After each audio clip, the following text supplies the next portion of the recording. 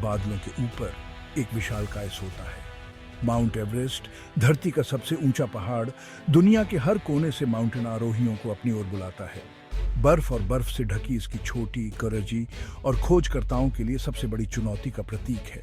बहुतों ने इस बुलावे का जवाब दिया है, जो अज्ञात के आकर्षण और इम्पॉसिबल को जीतने की इच्छा से प्रेरित है। एवरेस्ट की चोटी की यात्रा उनके लिए नहीं है जो आसानी से हार मान लेते हैं। इसके लिए बहुत अधिक शारीरिक शक्ति, अटूट मानसिक शक्ति और प्रकृति की शक्ति के प्रति गहरी श्रद्धा की आवश्यकता होती है। हर कदम अत्यधिक ठंड, खतरनाक रास्तों और ऊंचाई की बीमारी के खतरे के खिलाफ एक लड़ाई है। फिर भी इसका फल अतुलनीय है। दुनिया की छत पर खड़े होना, विशाल हिमालय से घिरा होना, विस्मय और उपलब्धि की ऐसी अनुभूति है जिसकी कल्पना कम ही लोग कर सकते हैं। यह आत्म खोज की यात्रा है जो ह्यूमन सहन शक्ति की सीमाओं को आगे बढ़ाती है और उस अदम्य भावना को प्रकट करती है जो हम सभी के भीतर रहती है। उन लोगों के लिए जो सपने देखने की हिम्मत करते हैं, एवरेस्ट इंतजार कर रहा है।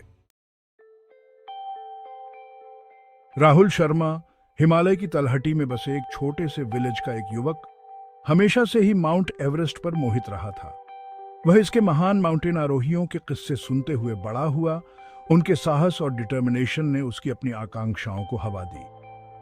छोटी उम्र से ही वह जानता था कि उसकी नियति उस विशालकाय व्यक्ति को जीतने में है जो उसकी कल्पना में बहुत बड़ा था। वर्षों तक कठोर प्रशिक्षण चला। राहुल ने छोटी चोटियों पर अपने माउंटेन आरोहण कौशल का सम्मान किया, अपने शरीर और दिमाग को अंतिम परीक्षा के लिए तैयार किया। उसने नक्शों का अध्ययन किया, अपने मार्ग की सावधानी पूर्वक योजना बनाई और अनुभवी शर्पाओं की एक टीम इकट्ठा की जो उसकी इस खतरनाक यात्रा में उसका मार्गदर्शन करेंगे। जिस दिन वह एवरेस्ट के लिए रवाना हुआ, उस दिन उसके मन में उत्साह और घबराहट का मिश्रण था। वह जानता था कि आगे आने वाले जोखिम, चुनौतियां हैं, फिर भी उसका संकल्प अटूट था। यह उसका सपना था, उसकी पुकार थी और वह इसे पूरा करने के लिए दृढ़ था। अदम्य भावना और अपनी टीम के अटूट समर्थन से प्रेरित होकर मैंने अपने करेजिक कार्य की शुरुआत की। हर कदम मुझे दुनिया की छत और पहाड़ों के साथ अपनी नियति के करीब ले गया। एवरेस्ट बेस कैंप की यात्रा अपने आप में एक कोरेजिक कार्य था। राहुल ने ऊबड़ खाबड़ रास्तों से होते हुए और बर्फीली नदियों को पार करते हुए कई दिनों तक चढ़ाई की। हर कदम के साथ हवा पतली होती गई। वह अपने चारों ओर ऊंची चोटियों को देखकर चकित था। उनके बर्फ से ढके शिखर साफ नीले आकाश में छेद कर रहे थे। बेस कैंप 17,600 फीट की ऊंचाई पर स्थित एक हलचल भरा तंबू शहर गतिविधि का केंद्र था। दुनिया भर से माउंटेन आरोही यहां एकत्रित हुए, ऊंचाई के साथ तालमेल बिठाते हुए और अपने शिखर सम्मेलन की तैयारी कर रहे थे। राहुल ने अपने साथी माउंटेन आरोहियों के साथ आराम करने, आदी होने और कहानियां साझा करने और एक दूसरे के अनुभवों से प्रेरणा लेने में दिन बिताए। इस ऊंचाई पर पतली हवा एक निरंतर चुनौती थी, जिससे सरल से सरल कार्य भी कठिन लगते थे। लेकिन मैंने ठीक से आदी होने के लिए डिटर्मिनेशन किया था, यह जानते हुए कि पहाड़ पर मेरी सफलता इसी पर निर्भर करती है। मैंने अपने दिन ऊंचाई पर चढ़ाई करने और फिर बेस कैंप लौटने में बिताए, जिससे मेरे शरीर को धीरे धीरे घटते ऑक्सीजन स्तर के साथ तालमेल बिठाने में मदद मिली। हिमालय एक कठोर लेकिन सुंदर शिक्षक था। भाग 4, the climb through camps and crevices. Base camp के सापेक्ष आराम को पीछे छोड़ते हुए मैंने अपनी चढ़ाई शुरू की। एक कैंप से दूसरे कैंप तक जाना हर एक पिछले वाले से ऊंचा स्थित था। हर कदम के साथ हवा पतली होती गई। चुनौतियां निरंतर थीं, बर्फीले ढलान, खतरनाक दरारें और ऊंचाई की बीमारी का सदाबहार खतरा। कैंप 1 में खम्बू आइसफॉल पर अनिश्चित रूप से स्थित मैंने विशाल बर्फ संरचनाओं के चक्रव्यूह के माध्यम से नेविगेट किया। लगातार बदलता और क्रिलीफा हुआ आइसफॉल एक खतरनाक और अप्रत्याशित जगह थी। पश्चिमी क्वाम में स्थित कैंप 2 ने पहाड़ की कठोरता से एक संक्षिप्त राहत की पेशकश की। यहाँ राहुल ने आराम करने और स्वस्थ होने के लिए समय का उपयोग किया, ये जानते हुए कि चढ़ाई का सबसे चैलेंजपूर्ण हिस्सा अभी बाकी है। कैंप 3 से कैंप 4 तक की चढ़ाई अब तक की सबसे भीषण थी। मैंने खुद को हद तक धकेल दिया।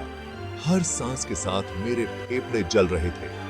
मैं डेथ जोन से होते हुए चरच रहा था, जहां ऊंचाई इतनी ज्यादा थी कि ह्यूमन शरीर अब और आदी नहीं हो सकता था। TTC साथिया। भाग 5 triumph at the top a world unbeat. कई दिनों की अथक चढ़ाई के बाद मैं आखिरकार माउंट एवरेस्ट के शिखर पर खड़ा था। स्पिरिटों की एक लहर मुझ पर छा गई। उत्साह, राहत और कृतज्ञता की गहरी स्पिरिट। मैंने कर दिखाया था। मैंने पृथ्वी के सबसे ऊंचे पर्वत पर विजय प्राप्त की थी। बाबा। ऊपर से नजारा लुभावना था। उसके सामने बादलों का समंदर फैला हुआ था। हिमालय की बर्फ से ढकी चोटियां सफेद विस्तार से आच्छादित थीं। ऐसा लग रहा था जैसे दुनिया हमेशा के लिए फैली हुई है, एक विशाल और शानदार पैनोरामा।